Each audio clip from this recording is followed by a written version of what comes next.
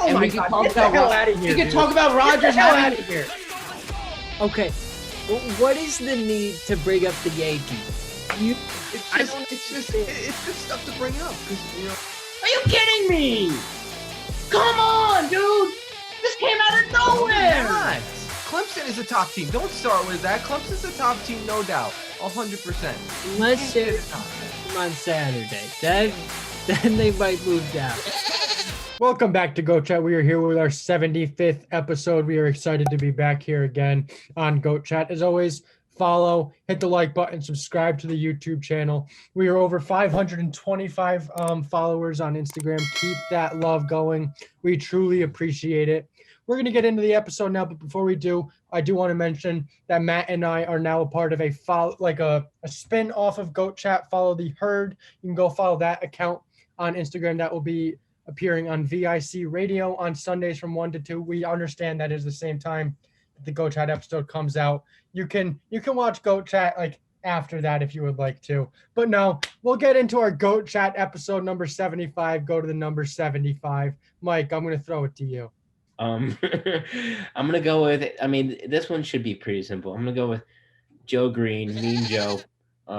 He was an absolute stud for the Steelers. I mean, 10-time Pro Bowl, 4-time All-Pro, 4-time Super Bowl champ, Hall of Fame 1970s team, 3 Defensive Player of the Years, and oftentimes with the golden number, we talk about what they do off the field, and he won a Walter Payton Man of the Year award in '79. So Mean Joe Green just stands above the rest of the 75s for today. Tommy, I'm going to swing it to you, and I swear, if you go Barry Zito, I'm kicking you off the show. No, I'm just kidding. I don't even have Barry Zito's stats up right now. Put together a good career with the Giants. We want to acknowledge it, but it's got to be Mean Joe Green, the Hall of Famer with Pittsburgh, 10-time Pro Bowler, 4-time All-Pro. The accolades are just off the charts. 4-time Super Bowl champion with Pittsburgh. He's a part of the Hall of Fame All 1970s team. In 1969, he won the AP Defensive Rookie of the Year. And, there's several other accomplishments that he's had throughout his career, but those are the big ones. And, great player for Pittsburgh, and got to go with Joe Green today. Matt Cain, I'm going to throw it to you. It's obvious. It's Mean Joe Green. Tommy, I was gonna say, if Tommy went with this whatever Pasta Zito guy or whatever, I would have freaked out. I would have left the show and I would have quit. But Tommy, thank you for going with Mean Joe Green. Yeah. He was a phenomenal player, just an absolute monster on that Steelers defensive line when they were really good in their prime. So I think this one is very simple. I'm going with Mean Joe Green, but for his acting career. I mean, do you guys remember that Coca-Cola commercial that he was a part of? I mean, oh, Connor, one of the best actors of all time in Mean Joe Green. That's why I have to go. No, great football player. I mean, all the accolades were mentioned: 10-time Pro Bowler, 4-time All-Pro, 4 Super Bowl rings with Pittsburgh. I mean, one of the best defensive players of all time. It's got to be Mean Joe Green here. Man, I mean, that was pretty easy. I mean, you guys like my new background? Great background. I call it the goat wall. Up there. I call it the goat wall. The goat wall. Get freaking Joe Burrow off of that place. And Patrick Cade and Aaron You need a Rodgers. Yankee jersey up there. What'd you say, Tommy? You need a Yankee jersey up there. At least like some baseball, little Nats maybe. No. Get Steve Cohen on that wall. Get a little cutout of his face. As you guys can tell, we are fired up to be on Goat Chat today, and we're bringing a lot of energy. We're going to be bringing that energy right into our next segment. Welcome back to Go Chat. We are back to talk a little bit about the NBA All-Stars. The key reserves were just put out this week. I'm going to run through the rosters for you guys just so you know. So heading over to the West, we got the starters, Steph Curry, Luka Doncic, Kawhi Leonard, LeBron, who is the captain, and then Nikola Jokic. Those reserves are Anthony Davis, Paul George, Rudy Gobert, Damian Lillard, Donovan Mitchell, Chris Paul, and then Zion. Booker actually replaced AD there, so because then Anthony Davis is hurt. And then we go to the East. Starters: Irving, Beal, Durant, who was the captain, but he ended up opting out. And then Giannis and Embiid, the reserves are Jaylen Brown, James Harden, Levine, Randall, Simmons, Tatum, and Vucevic. And then Sabonis replaced KD. And then Tatum took that starting spot. I know that was a lot, but there's the rosters for you guys. What are your guys' overall thoughts? Anyone snubbed in your opinion? Connor, I'm going to throw it to you. So the rosters overall were pretty solid. I think we're at a point in the NBA where a lot of players are so consistently good that every person on the lineup is deserving of an all-star. And unfortunately there's going to be snubs because there's just a lot of really good players in the NBA. I think my biggest snub is undoubtedly Shea Gilgeous-Alexander out of Oklahoma City. He's averaging 23.5 points per game, 5.3 rebounds, and 6.3 assists. Those are all-star numbers if I've ever seen them, and it's just unfortunate that he's not able to have that all-star appearance. But yeah, I would say a lot of these players are definitely worthy of an all-star spot. Jaylen Brown is definitely deserving of one. He's had a really good year. Joel Embiid is definitely deserving of that starting position. A lot of good talent here in this year's all-star game. Mike? I'll swing it back to Connor just for a second. Who do you think Shea Gilgeous-Alexander would start over? I mean, replace in this in All Stars? He could probably be in over Zion. Well, why would he be in over Zion? Zion's averaging like 25 points per game. So is Shea. All-star games don't have anything to do with how good the team is. It's about the players and recognizing the players. And Shea Gilgeous-Alexander is playing fantastic. Are you saying he wasn't snubbed? I mean, no, because there's no one he would. Everyone on that roster is more deserving than SGA, in my opinion. You're insane. Who would he replace? Zion's a forward, anyways. So it wouldn't even work out like that. I don't think there's I could be wrong, but I don't think there's like a certain amount of like there has to be like a certain amount of guards, forwards, or centers. I mean, I could be wrong. Oh, for the reserves? Yeah. Okay, I may be wrong with that, but even if regardless, SGA does not deserve a spot over Zion. Zion is averaging 25 points per game with 6 rebounds and 3 assists on 60% shooting from the field. Yes, his 3-point shooting and actually his free throw percentage is pretty good at 70%. But Zion is leading a better team. He's a more dominant player, and he's more deserving of a spot than SGA. SGA is having a fantastic season, but I just don't see how in any realm of the imagination that SGA takes that spot over Zion. Can you say Zion's numbers for me one more time? 25 and a half points per game, 6.8 rebounds, 3.3 assists, 60% from the field. Okay, so Shea Gilgeous is 23.5 points per game, so that's about a point and a half lower. 5.3 rebounds from a guard. He's averaging 1 less rebound a game than a forward. That's a very significant number. And then 6.3 assists. Shea Gilgeous-Alexander is playing all around good basketball. He deserves to be an all-star. I honestly don't see what you're like thinking of. You're out of your freaking mind then. To put SGA over Zion, I just don't see it. Zion's playing better this year. He's the better player. He's more deserving of the spot. So you're telling me there was no snubs? Let me get to my point, okay? Well, then get to it. I just want to attack yours first. I think there were a couple of snubs. Okay. Obviously, I definitely think Devin Booker should have been on the roster. You could pick him over Zion, Chris Paul. And I also think Damian Lillard probably should have been a starter. Excuse me. That was kind of ridiculous how he wasn't a starter. And then going to the East, I really think that Sabonis should be in over Vucevic. Sabonis is just having a fantastic season for the Pacers. He's leading them to be one of the better teams in the East when a lot of people really didn't even think that they were going to make the playoffs this year. So I think Sabonis should definitely be in. And then I'd also throw in Trae Young to get in over Ben Simmons. I really don't hate the Ben Simmons pick, but Trae Young is really leading a young Atlanta Hawks team that's winning a lot more games than people expected. He's playing fantastic, averaging a ton of points, a ton of assists. and shooting pretty well from the field. So I think Trae Young over Ben Simmons. I'm not gonna I'm not gonna die on the hill for Trae Young over Ben Simmons, but I personally I would just take Trae Young there. But yeah, that's kind of my wrap up. Finally, Tommy, what do you think about the roster? Is pretty solid, or you got some people that were left out? Yeah, I mean, I think overall they were pretty solid. And like you said, a lot of these are pretty obvious. Of course, you're going to have LeBron and KD in there, Giannis, of course, in the East, Bradley Beal, Joel Embiid, Kyrie. These guys have all had, pretty solid years. A couple of guys from Brooklyn, which I certainly like to see, is a casual Nets fan. I'm not going to say I'm too loyal to the team, but that's good for Brooklyn, good for the city. And let's take a look. I mean, a couple from Boston as well, Jaylen Brown and Jason Tatum. James Harden too. Look at Brooklyn. They're cleaning house over here. But and then now the West, you got Steph, Matt Sky, Luka Doncic, Jokic, Kawhi. I think, there could have been a couple snubs, but at the same time, I think that, they did a good job overall.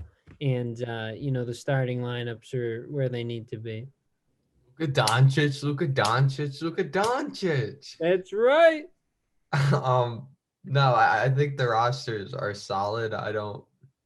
I agree with Connor on the Shea Gilgeous-Alexander snub. I would take him over Chris Paul, because I think Chris Paul is a different player than him, of course, but I would take him over Chris Paul. Just how, Chris is playing good basketball, but I think Shea is just doing a lot more, especially with less around him. But besides that, I'm actually not a fan of the Ben Simmons pick, and Ben Simmons is my favorite player. I don't like that pick.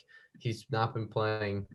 He's really just hasn't been playing that good compared to like last year, the year before that too. I think someone that could have replaced him could have been Bam.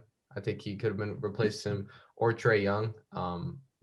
Depending on, I'm not sure, if there even is a requirement for a certain amount of guards or forwards. That there honestly could be, but so yeah, I would take Simmons out and then add in either Trae Young or Bam Adebayo, whichever, because Simmons is probably listed as a guard.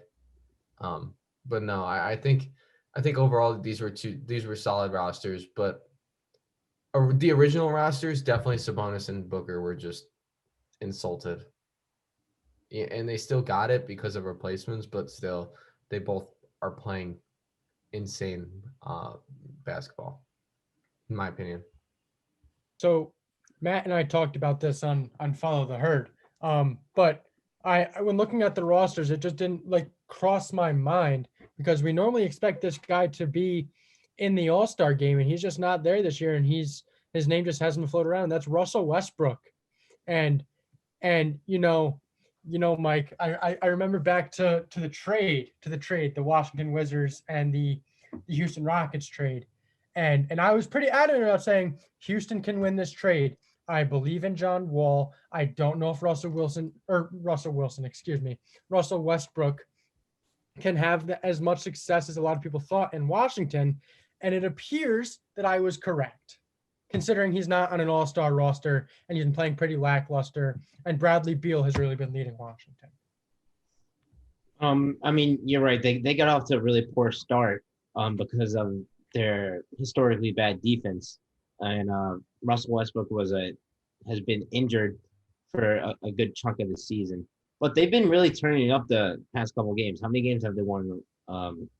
They're 7-3 in their last 10. They went on a nice 5-game win streak, defeating the Lakers, defeating the Nuggets. So they've been playing really good basketball. I still consider Washington to win this trade, because the Rockets are they traded away James Harden. That's because the John Wall trade didn't work. John Wall wasn't what they hoped to be, and now Christian Wood's out, and now it's kind of all going in the Hang on. dumpster of the Rockets. So the James Harden trade was going to happen before John Wall landed there, no matter what. We can't say the John Wall trade didn't work out, so then they traded Harden. That's not how it happened. I personally think that the reason the Rockets traded for John Wall was to save their relationship with James Harden. That was their last final chance at them competing and keeping James Harden in Houston. How Okay. does that? But how does that even make sense? Like, why would John Wall make James Harden stay? Like, there's I no. don't know if that makes John no Wall sense like at all. magically turned back the clock, right? I think that's maybe what Houston was thinking. But even if that's not the case, John Wall still isn't playing, to this astronomically high level that Russell Westbrook isn't playing at. They both have really not lived up to expectations. Both players aren't really playing that good. Russell Westbrook has turned it up as of late, but both these guys really aren't deserving of all-stars at all. Sure, but when we also think about the picks that Houston acquired from Washington, It was one I would first. huh? It was one first like 4 years from now. But still, it's still a first-round pick. I mean, I guess so. I really do think that by the end of this year, Washington is going to be competing for a playoff spot. I mean, they kind of are now just because of how weak the East is. But I really think that they're starting to get their act together. And it's only been, I know it's a pretty decent sample size, but it's been 30 games. And I think this little hot streak, I think Washington is going to continue to ride it. And Russell Westbrook is finally, getting healthy. And I think the Wizards are going to prove a lot of people wrong. As long as they keep their defense in check, that's a major issue still.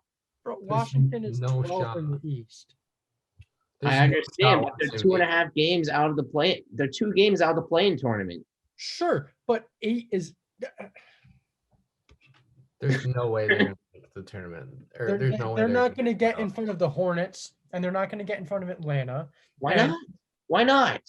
Why not? Because those are good teams. Okay, Washington is playing like a pretty damn good team right now. They have They're one of 12 the and they have a 18. top 10 player in the league with Bradley Beal. Russell Westbrook is getting healthy. He's coming back to at least some sort of semblance of what Russell Westbrook used to be. I could totally see this team passing the Hornets or the Hawks or the Bulls or something for a playing tournament.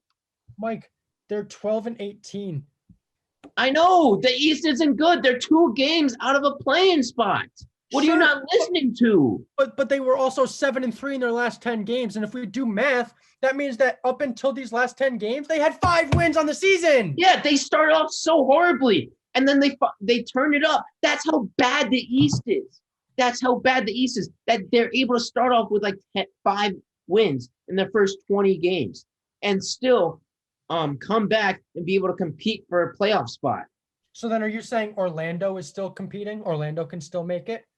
Yeah, sure. We have a huge part of the season left. Orlando's what, 2.5 games out?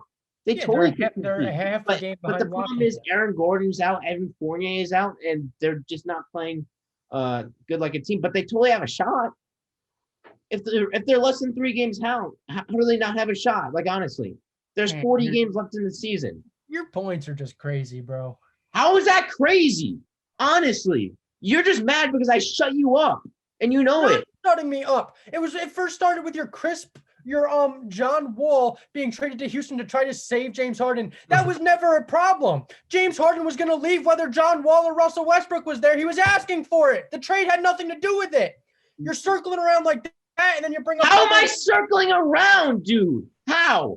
Honestly, tell me how. Go ahead. You're just not understanding your points. You aren't understanding that 3 games is easy to make up in 40 games. 40. There's 40 games left in the freaking season. Mike, I'm not saying that, but I'm focused right now on the fact that, like, whatever, man. I'm not gonna get on here and have a screaming match with you, bro. Oh my gosh. Okay. Is there anything else to mention about the All-Star games? Any other snubs that we didn't mention before? No, I can't really think of one. Shai Gilgeous-Alexander and Bam Adebayo both deserve to be All-Stars. Yeah, I probably agree with that statement. All right. Well, that kind of wraps up this segment. We'll move into the next one. Welcome back to Go Chat. We are back with the Go picks. We got 4 great games. The leaderboard is up right now. It's still the same. Mike, Connor's catching up. I'm behind Connor, and then Tommy is just a sitting duck in last place. I'm only 4 games back, so you better believe I have a shot, man. Better believe it. You do have a shot. There's a lot of games left to pick. We all have a Good shot. analysis, Connor. Good job. I don't have a shot. I'm like 8 games out. Like No, like- Tommy. No. There's a lot of games left to pick, and according to Mike's logic, that means you have a shot. Hey, well, Yeah, he does have a shot. Like, All right, so he's got a That's not shot. I think we figured out that he's got a shot. Good job, guys. Mike, first game is Clippers Bucks. Who are you gonna go with? I think this is probably the toughest game to pick out of the 4 we have, but I'm gonna go with the Clippers here. I just think that they're the better team. Bucks haven't really lived up to expectations, but it's gonna be a close game nonetheless. But I'll take the Clippers. Connor. I'm going to agree with Mike here. I know it's very seldom, but I'm going to go with the Clippers. I'm gonna go with the Clippers too. I believe in them. Tommy. I'm gonna go with the Clippers. I was gonna go with the Bucks, but we're going with the Clippers, I think. All right, next game we got is division rivals, the Suns versus the Lakers. Mike, who are you gonna go with? Let's take the Suns here. Connor. I mean, I'm going to go with the Lakers. I'm gonna take the Sun. Oh yeah, I'm gonna take the Suns here. Tommy. I'm gonna roll with the Lakers. I think they're gonna get the win. There we go, Connor. Tommy's the biggest Lakers fan ever. You could tell by his background with the Yeah. It's not mine, but go Lakers. Next game we got is Battle of Pennsylvania. Always a fun rivalry to watch. The Flyers versus the Penguins. Mike, who are you gonna go with? Both these teams really have not been playing well. Carter Hart, I mean, he's been miserable. But I still got to roll with the Flyers. They've had a couple of injuries, but they have to bounce back sometime, and I think this is the game. Connor. I think I'm going to go with the Penguins here. I'm going to go with the other Pennsylvania team. I'm going to go with. Give me the Penguins. I'll take the Penguins here. Just rolling the dice. Tommy. This is tough. I think I'm gonna go with the Flyers. Are you sure? Yeah, that's who I'm going with. Going with Philly. Then our last game is number 5 Illinois versus number 3 Michigan. We're getting to the really good Big Ten games. Mike, who are you gonna go with? I'm gonna go with Michigan here. Like Connor was texting with this the other day. They are a really good, scary team, and that they can make it deep in the tournament. And they are playing really good. Only one loss on the season. Yeah. I really don't think that they're gonna add to that column. Connor. Yeah, no, it's pretty clear cut. Juwan Howard has done a really good job with this Michigan Wolverines basketball team, and I just see it continuing pretty far into the tournament, potentially cutting down those nets at the beginning of April. I'm gonna go with Michigan too. I think they're my pick right now to win the national championship. I just think they have such a talented team, and their one loss was to Minnesota, who they literally killed like a week before that. So it could be a fluke loss. Tommy, finish us off here. Yeah, I gotta agree with you all. I think it's gonna be Michigan here for sure. You sure?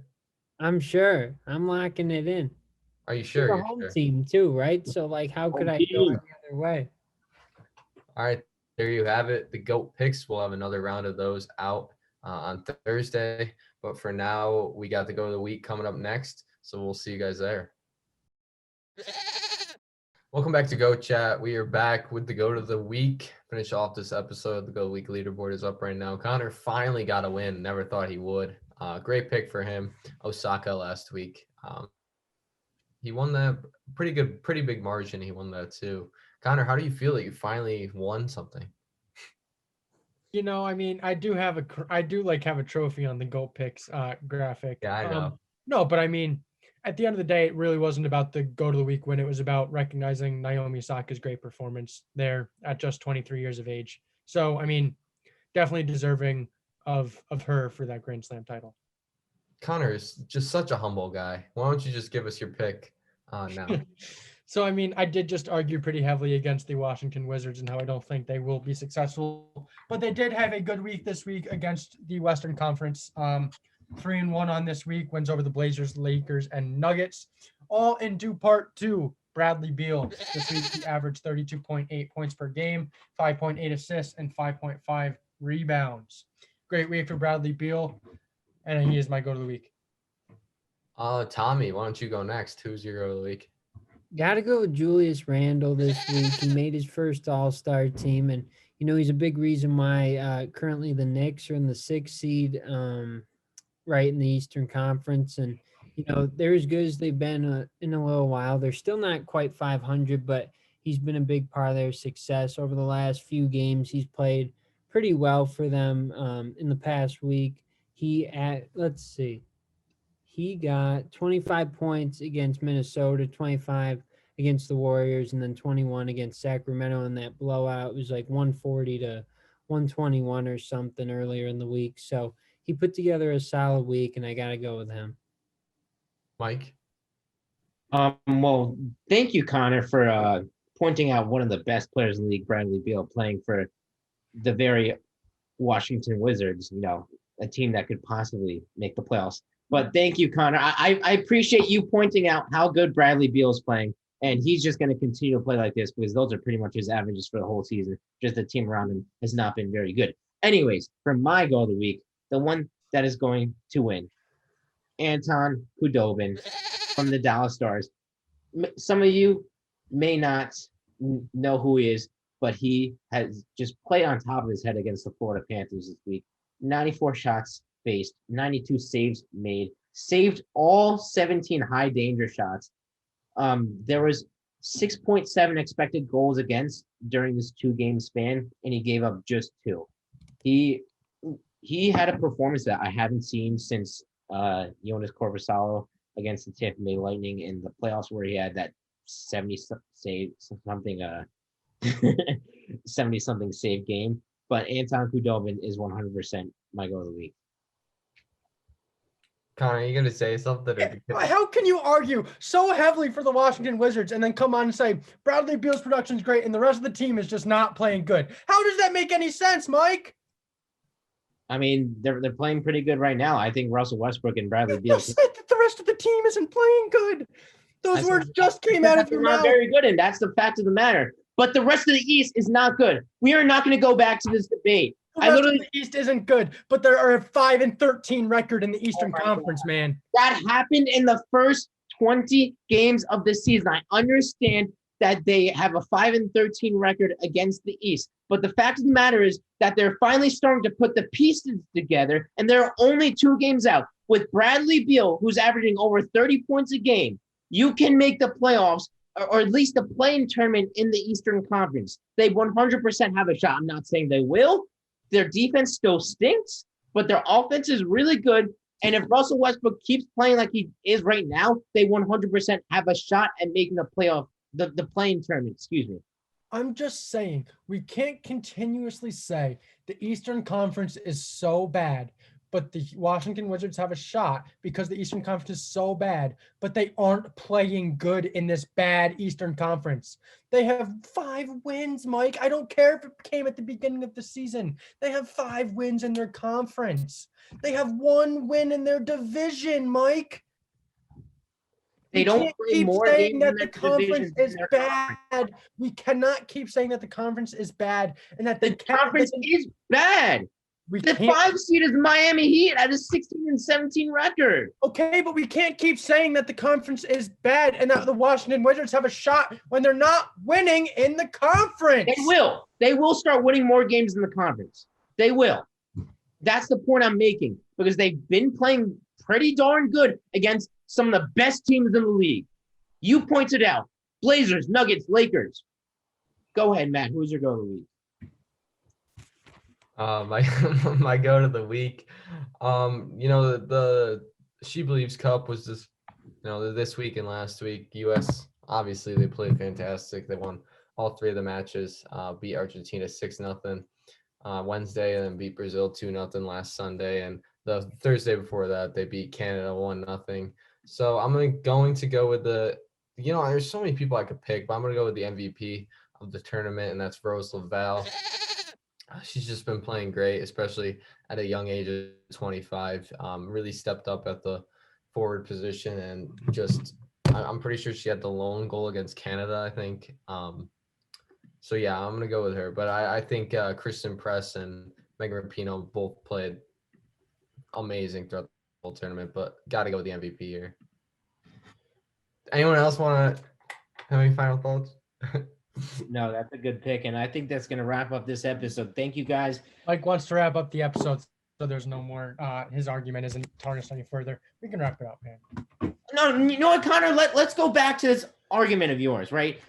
Okay, so Bradley Beal is averaging over 30 points a game. Russell Westbrook has not been playing well for a majority of the season because he hasn't been healthy. But we've seen the past 10 games that this Wizards team can compete. And that's the point I'm trying to make. I'm not saying that they 100% are making the playoffs, but they have a shot. They have some talent on this roster. I understand that they are 5-13 against the rest of the Eastern Conference, but that was with when Russell Westbrook was not healthy, right? And they just weren't playing well. They just were flat out not playing well, and they are starting to turn up now over the past 10 games. They have some of the pieces. They can make the play-in tournament. I'm not saying that they will. There are some okay teams, right? Like the Pacers and the Knicks and stuff, but they can make the play-in tournament. That's all I'm trying to say. Every team has a shot. When I mentioned Shai Gilgeous-Alexander as an all-star snub, you said that Zion's leading a much better New Orleans Pelicans team. They're ahead of them in the Western Conference by half a game. How much better is that? They're a good team, and they have a shot. That's what I'm saying, which is the reason why Shai Gilgeous-Alexander should be an all-star, because they're only half a game behind Zion Williamson. His numbers arguably are better for a guard. How are they better if Zion's averaging more points, more rebounds, and Zion's averaging. Zion should be averaging more rebounds. He's averaging one more rebound than Shai Gilgeous-Alexander as a guard, man. What is he doing? What is Zion's? What do you Zion's mean? just playing better, in my opinion. He's just playing flat out better. He's averaging 1.5 more points per game and 1 more rebound against a freaking guard. He should have averaging more than 1 more rebound than Shai if Shai's a guard and Zion's a forward. I just think Zion's playing better. He's playing better. And all your takes today have been awful anyway. So you can just keep and I think that the Pelicans are a better team. If you want to, use that argument, yeah, they aren't a much better team.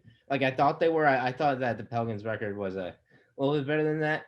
But are we going to say that the Hornets are a million miles ahead of the Wizards? No. Or we say the Hawks, who are only a half a game ahead, are a million miles ahead of the Wizards? No. All these teams have flaws down near the play-in tournament, and I think that the Wizards, they got a little star power and that they have a shot. So that's literally all I'm saying. Man, that they have talent. A winning team isn't your top player averaging 32.5 points in Bradley Beal, and then you drop all the way down to a player you traded for who has at 19.9, and you drop down even farther to a center with 14.3. That's just not a winning team. It's not that structure does not equivalent wins. I understand, but they have one of the best players in the league. Bradley Beal makes up a large chunk of that production. It's not like these other teams like the Hornets have these star players. LaMelo Ball is playing well, sure. Trae Young is playing well, yes. Zach LaVine is playing well, yes. But these teams all have these point drop-off issues that you're discussing about. I think that's gonna wrap up the episode. I feel like you guys could go for hours, and I'm just trying to save all of our time so we don't waste it. But no, it was an episode. I guess that's all I could say. We will see you guys next Sunday. Hopefully, you guys hit that like button, subscribe, and we will be back in a week.